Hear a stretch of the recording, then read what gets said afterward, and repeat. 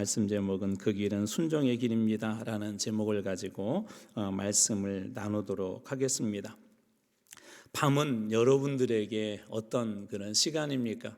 똑같은 밤을 보내도 어떤 사람들에게는 낭만의 그런 밤입니다. 아주 오래전에 서울에서 부목사로 사역을 할 때 부산에 장례가 있어서 이 밤에 출발해서 새벽 문상을 이렇게 한 번 한 적이 있었어요. 우리 새벽 문상이 끝나고 났는데 그 중에 같이 가신 분이 자기는 한 번도 부산을 와본 적이 없고 그 다음에 그 해운대가 그렇게 유명하다고 하는데 그 해운대 해수욕장이 궁금하다고 그래서 그럼 온 김에 한번 들려보자고 이렇게 갔더니 그 새벽에도요 연인들이 백사장에 몇 커플들이 있더라고. 이분들에게는 그 밤의 시간들, 그 새벽까지 보낸 시간들이 괴롭고 힘든 시간이 아니라 아마 낭만의 그런 시간들일 것입니다. 그러는가 하면 어떤 사람들에게는 지옥처럼 느껴지는 그런 고통스러운 밤일 수도 있습니다. 지난 그 11일 이 광명에서 지하철 공사했던 곳에서 붕괴 사건이 있었는데 13시간, 대략 한 13시간 만에 이렇게 구조된 20대 그 한 굴삭기 그 기사에 대한 그 구출의 이야기가, 구조에 대한 이야기가 이렇게 나왔습니다. 모르고 해도 그분에게는 그 밤이 어떻게 보면 지옥 같은 그런 밤이었을지도 모르겠습니다. 역사를 바꾸는 소위 운명과 같은 그런 밤도 있는데 오늘 본문의 겟세마네의 밤이 바로 그렇습니다. 겟세마네의 밤은 겉으로 볼 때는 아주 고요하고 또 조용하고 또 낭만적으로 보이는 그런 밤이었지만 예수님에게는 하나님의 일과 사람의 일 그리고 영적 전쟁이 치열한 그런 밤이었습니다. 예수님에게도 그 기도의 내용을 보면 유혹과 시험이 있었던 게 그 분명합니다. 십자가냐 자기의 영광이냐, 피할 수 없는 고난의 잔을 마실 것이냐 아니면 그것을 외면할 것이냐. 오늘 본문은 바로 이 겟세마네에서 인간적인 고뇌와 그리고 그 슬픔과 고통으로부터 오늘 말씀은 시작합니다. 예수님은 기도의 자리로 이렇게 나가셨고 무릎을 꿇으셨습니다. 그리고 아버지의 뜻을 따르기로 결단을 하죠. 그러나 그 결단의 대가는 참으로 고통스러웠습니다. 오늘 말씀의 첫 번째 주는 교훈은 이렇습니다. 겟세마네의 고통은 하나님과 단절된 고통이라는 거예요. 하나님과 단절된 고통. 오늘 말씀의 38절입니다. 이에 말씀하시되 내 마음이 매우 고민하여 죽게 되었으니 너희는 여기 머물러 나와 함께 깨어 있으라 하시고, 예수님의 정말 고통스러운 그리고 고민스러운 그 마음을 알 수가 있는 본문인데요. 여기에 먼저 후반을 보자면 나와 여기에 함께 깨어 있으라 하시는 것은 예수님 혼자 그 고통을 견디기가 쉽지 않았던 게 분명합니다. 거기에다가 예수님의 마음은 어떠했는지 내 마음이 매우 고민하여 죽게 되었다. 단순히 감정적인 고통이 아니라 이 고민하다는 말이 죽을 만큼의 고통과 슬픔, 두려움이 있을 때 하는 고민이거든요. 그러니까 예수님께서 얼마만큼 지금 현재 힘든지, 아니 죽을 만큼 고통스럽고 힘든 밤을 보내고 있는 것입니다. 그곳에서 예수님은 무엇을 하고 있었습니까? 36절입니다. 이에 예수께 제자들과 함께 겟세마네라 하는 곳에 이르러 제자들에게 이르시되 내가 저기 가서 기도할 동안에 너희는 여기 앉아 있으라. 예수님께서는 그렇게 말씀하세요. 기도할 동안에, 기도하러 이 겟세마네 동산에 올라가신 것이죠. 예수님께서도 이 사명의 길, 분명히 가야 되는 그 길이 분명함에도 불구하고 그 길을 기도하지 않고는 절대로 갈 수가 없었습니다. 예수님에게 맡겨진 그 길을 예수님도 기도하지 않고는 갈 수가 없었습니다. 죽을 만큼 힘든 그 길을 기도하며 가시기 위해서 예수님께서는 겟세마네 동산에 올라가셨던 것이죠. 왜 예수님은 이렇게 두렵고 고통스러웠을까요? 기도하지 않고는 갈 수 없었던 것일까요? 그만큼 인류의 죄가 무겁고 십자가의 고통이 크기 때문에 그렇습니다. 다시 말해서 십자가의 고통과 인류의 죄는 무엇보다도 하나님과 완전히 단절된 그런 상태로 인한 그런 고통이었습니다. 다시 말해서 단순히 십자가를 지는 육체적 고통이 아니라 인간이 가진 죄의 무게와 형벌의 값, 죄의 무게와 형벌의 값, 그리고 하나님과 단절된 그것을 경험했기 때문에 그렇습니다. 앞에서 소개했던 우리 이 광명의 붕괴 사건에서 극적으로 구조된 그분의 가장 큰 두려움이 무엇이었을까요? 이 세상과 단절되고 빛으로부터 단절되고 사람들로부터 단절되고 그 공간에 사람들이 계속 구조하고 있다는 사실을 알면서도 죽음의 그림자들이 한 걸음 한 걸음 이렇게 다가올 때 단절된 사람들에게는 그 고통이 엄청나게 큽니다. 우리 아이들도 어린아이들도 이렇게 애착관계, 애착이 한참 필요할 때 부모로부터 떨어지면 아이들이 울잖아요. 바로 두려움 때문에 그렇습니다. 예수님의 두려움은 이 죄로 인한 하나님으로부터 단절된 그 두려움이었습니다. 두 번째로 그 기도는 자기를 살리기 위한 기도가 아니라 순종하기 위한 기도였다는 거. 예수님 당신이 살기 위한 기도가 아니라 순종하기 위해서 하는 기도. 오늘 말씀의 39절의 앞부분입니다. 조금 나아가서 얼굴을 땅에 대시고 엎드려 기도하여 이르시되 내 아버지 만일 할만하시거든 이 잔을 내게에서 지나가게 하옵소서. 예수님 뭐라고 지금 기도하죠? 할 수만 있다면 이 잔을 지나가게 해달래요. 이 잔의 의미는 무엇일까요? 잔은 성경 전체에서 이렇게 보면 하나님의 진노, 하나님의 심판, 그리고 고난을 상징합니다. 그러니까 하나님의 심판, 하나님의 진노가 나를 그냥 이렇게 지나치게 해달라고, 십자가에서 그 진노와 그 심판을 받지 않게 해달라고 그렇게 기도하고 있는 것이죠. 이사야 51장 17절입니다. 여호와의 손에서 그의 분노의 잔을 마신 예루살렘이요. 그러니까 이 잔은 하나님의 심판과 하나님의 분노와 하나님의 그 진노가 들어있는 것이죠. 예수님도 이 하나님의 진노의 잔을 피하고 싶어 했습니다. 이 일을 얼마나 고통스러운 예수님 몇 번 기도하셨죠? 44절입니다. 또 그들을 두시고 나아가 세 번째 같은 말로 똑같이 할 수만 있으면 이 잔을 제게서 지나가게 해주십시오. 할 수만 있으면 이 진노, 하나님의 심판이 저에게는 임하지 않게 해주십시오라고 예수님은 그렇게 세 번째 똑같은 말로 기도하셨습니다. 그리고 그 기도에 이 기도는 어느 정도로 하셨습니까? 44절입니다. 예수께서 애쓰고 힘쓰고 애써 더욱 간절히 기도하시니 땀이 땅에 떨어지는 핏방울과 같이 되었더라. 삼중적 강구가 여기도 나오는데 힘쓰고 애써 더욱 간절히, 힘쓰고 애써 더욱 간절히, 그냥 힘쓰고 기도한 걸로 끝난 것이 아니라 거기에다 애써 그리고 더욱 간절히 하나님 앞에 그렇게 기도했대요. 어느 정도 절박함으로 기도했습니까? 땀방울이 핏방울같이 되었더라. 땀방울이 핏방울같이.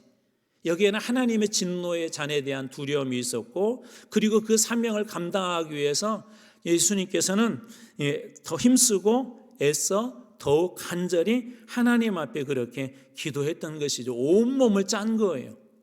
온 마음을 짠 것입니다. 그런데 아이러니하게도 이 겟세마네라는 이 뜻이 기름 짜는 틀이라는 그런 뜻이 있어요. 기름 짜는 틀. 이 겟세마네는 올리브, 우리가 이제 감람산이라고 하잖아요. 이 감람나무가 많습니다. 올리브 나무가. 그 올리브 나무의 그 열매를 짜서 기름을 짤 때 쓰는 그 틀이 있어요. 그래서 기름 짜는 틀이라는 뜻을 가진 곳이 바로 이 겟세마네예요. 이 외형적으로는 겟세마네는 올리브를 이렇게 짜서 기름을 짜는 곳이었지만 예수님에게는 온 몸을 그리고 온 마음을 짜서 하나님 앞에 그렇게 간절히 기도하는 곳이었죠. 예수님은 왜 그곳에서 그렇게 기도하셨습니까? 39절 후반절입니다. 그러나 나의 원대로 마옵시고 아버지 원대로 하옵소서. 예수님은 왜 그렇게 힘쓰고 애써 더욱 간절히 그렇게 기름 짜듯이 기도하셨다고요? 말씀해 보면 예수님은 내 뜻과 생각을 꺾고 하나님 앞에 순종하기 위해서 그렇게 기도한 것입니다. 기도는 뭐예요? 그러면 우리가 내 뜻을 이루기 위해서가 아니라 내가 원하는 것을 얻고자 하는 것이 아니라 내 뜻은 꺾고 내 생각은 접고 내가 가지고 있는 모든 것들을 내려놓고 하나님께 철저하게 순종하기 위해서, 여러분 순종하기 위해서 예수님께서 그렇게 기도하신 거예요. 힘쓰고 애써 더욱 간절히, 힘쓰고 애써 더욱 간절히 순종하기 위해서 예수님께서는 그렇게 기도하셨던 것입니다. 그곳에서 그런 순종의 결단을 하기 위해서. 나아가 여기에서 기도로 끝나지 않고 예수님은 이제 순종의 첫걸음을 내딛습니다. 46절 말씀입니다. 일어나라 함께 가자 보라 나를 파는 자가 가까이 왔느니라. 이제 예수님을 팔아넘긴 그 유다와 로마의 이 군병들에 의해서 예수님은 이제 잡혀가게 될 것입니다. 대제사장이 보낸 사람들에 의해 예수님은 잡혀가게 될 것입니다. 예수님은 기도만 하지 않고 순종으로 결단하고 순종을 행함으로 옮기셨던 것이죠. 예수님은 아들이면서도 순종의 길을 갑니다. 히브리서 기자는 이렇게 표현하고 있는데 히브리서 5장 8절입니다. 그가 아들이시면서도 받으신 고난으로 순종을 배워서, 고난으로 순종을 배웠대요. 예수님은 고난 중에서도 오히려 이 배움의 길로, 그 다음에 순종함으로 그 고난의 길, 십자가의 길을 가셨다는 것이죠. 오늘 우리들은 어떻습니까? 오늘 우리들에게도 힘쓰고 애써 더욱 간절히 또 그러한 우리 기도의 자리가 필요할 때가 있죠. 하나님께서 우리들에게 맡겨준 그런 길도 결코 쉽지가 않습니다. 우리 여기 직분자들 계시는데 직분의 길을 여러분 가보셔서 알지만 쉽지가 않습니다. 수많은 이야기들이 들려오고요, 수많은 내 마음을 괴롭게 하는 일들이 상황에 벌어지기도 하고요, 하나님 앞에 열심히 봉사하고 충성했는데 내 삶의 주변에서 엉뚱한 생각하지 못한 그런 사고들이 일어나기도 하고요, 이런 많은 일들이 일어날 때 그럼에도 하나님께서 내게 맡겨주신 그 직분의 길, 하나님께서 맡겨주신 이 사명의 길을 가기 위해서는 힘쓰고 애써 더욱 간절히 기도하지 않고는, 내 인생을 기름짜듯이 하나님 앞에 기도를 기름짜듯이 하지 않고는 갈 수 없는 것이 이 사명의 그 길입니다. 예수님의 순종은 단순히 감정의 동요가 아니라 뜨거운 눈물, 하나님 앞에 찬양하는 그 정도가 아닙니다. 예수님의 순종은 감정이 아니라 결단이고 그리고 행동이었습니다. 여러분, 참 믿음은 행동하는 거예요. 기도해야지 말로 끝나는 것이 아니라 기도하는 것입니다. 내가 하나님께서 나에게 사명 주셨으니까 감당해야지가 아니라 그 사명을 감당해내는 거예요. 야고보서 2장 26절입니다. 영혼 없는 몸이 죽은 것 같이 행함이 없는 믿음은 어떤 것이라고요? 죽은 것이다. 예수님은 행하기 위해서, 순종하기 위해서 기도하신 거예요. 바꿔볼까요? 기도하지 않고 순종하기가 쉽다, 어렵다? 어렵다는 거예요. 하나님 앞에 우리가 기도하지 않고 순종한다는 것은 정말 어렵습니다. 왜 그렇죠? 이거는 영적인 길이기 때문에 그래요. 이거 우리 길도 십자가의 길이기 때문에 그렇습니다. 우리에게도 수많은 유혹과 고난이 있기 때문에 그렇습니다. 우리의 눈을 빼앗아가는 건 너무나도 많은 것들이 있기 때문에 하나님 앞에 온전히 기도하지 않고 주님께만 초점 맞추지 않고는 결코 갈 수 없는 길이기 때문에 우리는 기도해야 합니다. 하나님께서 이 순종을 기뻐하시죠. 주님 순종을 기뻐하는지는 우리가 잘 아는 사무엘상 15장 25절에도 그렇게 증언하고 있는데, 순종이 제사보다 낫다. 순종이 제사보다 낫다. 하나님께서 우리에게 주신 은혜 아닙니까? 그 순종함으로, 예수님께서 순종함으로 어떤 결과가 일어났습니까? 로마서 8장 2절입니다. 죄와 사망의 법에서 너를 해방하였습니다. 우리가 받아야 될 진노의 잔으로부터, 우리가 받아야 될 하나님의 심판으로부터 예수 그리스도의 순종으로 우리는 해방된 거예요. 이 순종 하나가 수많은 사람들에게 사망의 길에서, 죽음의 길에서, 영원한 멸망의 길에서 예수님은 생명의 길로, 천국의 길로, 복음의 길로, 은혜의 길로 그 길을 완전히 바꿔주신 거예요. 한 사람의 순종으로 말미암아. 여러분, 교회의 부흥이나 우리 가정의 변화나 우리 직장의 변화도 우리는 왜 저 사람은 저래, 왜 요 사람은 요래라고 다른 사람들을 자꾸 이야기하지만 다른 사람 이야기할 필요 없습니다. 나 한 사람이 겟세마네에 올라가 기도하기로 작정하게 되면 그 한 사람을 통하여서, 순종하는 그 길을 통하여서 우리가 속해 있는 공동체에도 하나님의 은혜의 길, 축복의 길, 생명의 길이 열릴 걸 믿으시기 바랍니다. 예수님께서 그 길을 열어주신 거예요. 우리가 기도하는 이유는 내 뜻을 꺾고 이처럼 하나님께 순종하기 위해서 기도하는 것입니다. 그래서 우리 예수님처럼 순종의 길을 가기 위해서는 꼭 필요한 게 있어요. 기도의 자리를, 여러분 겟세마네 기도의 자리를 여러분들도 날마다 만드십시오. 내 심령과 내 마음과 주 그리스도를 향한 사랑과 하나님께서 주신 은혜를 가득 채워가지고 올리브 틀에 그 기름을 짜듯이 내 영혼을 그 속 깊숙한 곳에 있는 하나님을 향한 그런 고백과 그 사랑을 다 짜서 하나님 앞에 드릴 때 우리도 갈 수 없는 어려운 길이지만 순종하며 갈 수 있게 될 줄로 믿습니다. 분명 순종은 결코 쉬운 길이 아닙니다. 외롭고 오해받고 희생을 요구받기도 합니다. 그러나 겟세마네 예수님처럼 간절한 기도는 우리가 순종할 수 있는 능력을 줍니다. 기도해야 순종할 수가 있습니다. 오늘 우리들의 그 삶에도 이런 겟세마네 밤이 있을 수 있죠.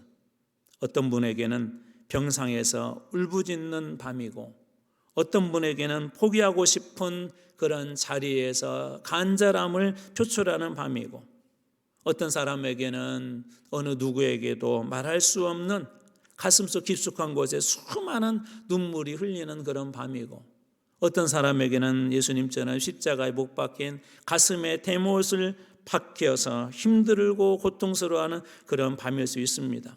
그러나 그 밤이 하나님과 씨름하는 곳, 겟세마네의 기도의 순간이 되고, 기도하며 무릎 꿇을 때 그때 하나님께서는 우리에게도 예수님처럼 순종의 길을 걸어갈 수 있는 힘을 주실 줄로 믿습니다. 내 뜻이 아닌 아버지의 뜻. 예수님이 기도하실 때 어떻게 바뀌었죠? 처음에는 이 잔이 지나게 해주십시오 했던 예수님이 기도하면서 바뀌었던 게 내 원대로 마옵시고 아버지 뜻대로, 아버지 원대로 하십시오. 하나님의 뜻에 맞추지 않습니까? 오늘 여러분의 삶에도 이와 같은 놀라운 순종의 길이 펼쳐지길 주님의 이름으로 축원합니다.